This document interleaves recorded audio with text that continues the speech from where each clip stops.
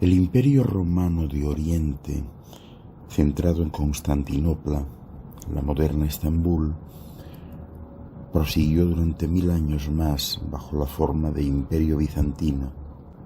En el oeste, una serie de reinos heredaron el manto del poder romano, mientras que la Iglesia de Roma mantuvo viva tanto la fe como la cultura. Durante siglos, los escritores usaron la caída de Roma para extraer una moraleja o adornar un cuento. Para algunos, los romanos y sus emperadores, cada vez más tiránicos, se volvieron decadentes y amanerados, rodeándose de lujos y olvidando las sencillas virtudes militares. Para otros, la descomposición se inició cuando los romanos abandonaron los valores seculares e ilustrados que habían heredado de los antiguos griegos y abrazaron el culto supersticioso, intolerante e irracional del cristianismo. Pero el consenso es que las razones de la decadencia romana no fueron internas, sino externas. El imperio había alcanzado su máxima extensión en el año 200 después de Cristo. Desde mediados del siglo III, las fronteras del Rin y del Danubio se vieron cada vez más presionadas por grupos de tribus germánicas como los francos, los alemanes y los godos.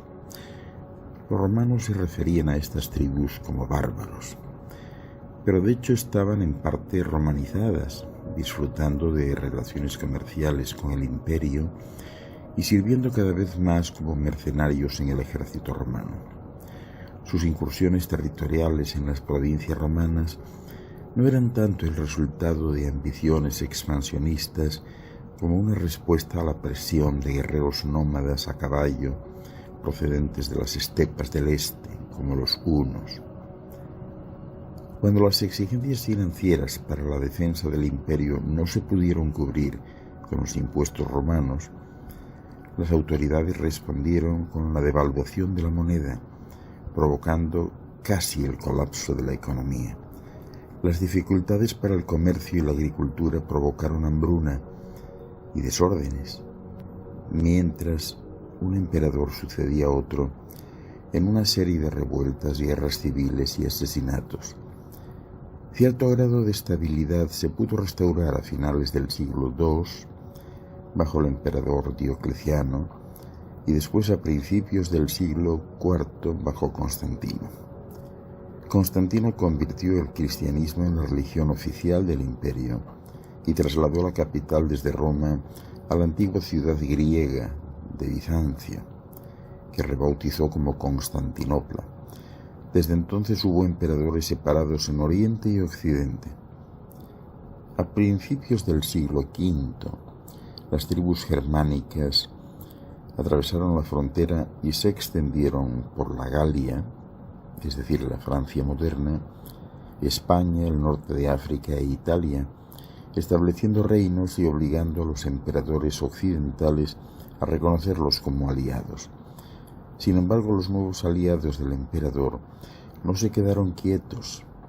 La ciudad de Roma, respetada por las invasiones extranjeras desde hacía unos 8 siglos, fue saqueada por los visigodos de Alarico en 410. En el 476, el último emperador romano de Occidente fue expulsado por el general germano Odoacro, que se proclamó rey de Italia. Las tribus bárbaras que establecieron reinos en lo que había sido el Imperio Romano de Occidente, los visigodos en España, los vándalos en el norte de África, los ostrogodos en Italia y los francos en la Galia y el oeste de Alemania, abandonaron por lo general sus viejos dioses y adoptaron poco a poco el cristianismo en una forma u otra. Sin embargo, al perderse el contacto con los grandes centros culturales del Mediterráneo oriental como Alejandría, declinó la alfabetización y la educación, reservadas solo en los monasterios. En el oeste, los francos, mediante la fuerza de las armas, se convirtieron en el poder dominante y bajo el más famoso de sus reyes, Carlomagno, construyeron un imperio que cubría no solo Francia, sino también Italia y la mayor parte de Alemania. El día de Navidad del año 800, Carlomagno fue coronado emperador de Occidente por el Papa en Roma. Su capital era Aquisgrán, Aix-la-Chapelle, y se convirtió en un gran centro cultural. Y él y sus sucesores hicieron mucho por preservar el legado de griegos y romanos en el arte, la literatura y todas las ciencias.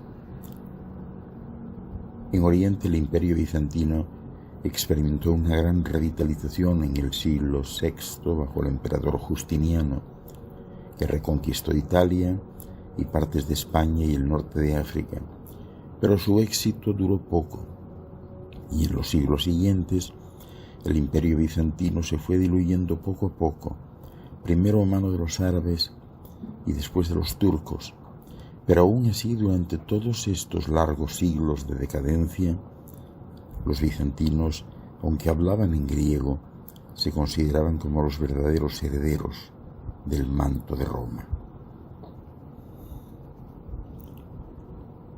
En aquel tiempo el cristianismo era solo una de la serie de sectas mesiánicas judías que surgieron durante la ocupación romana de Israel, en parte como una forma de resistencia espiritual al opresor extranjero.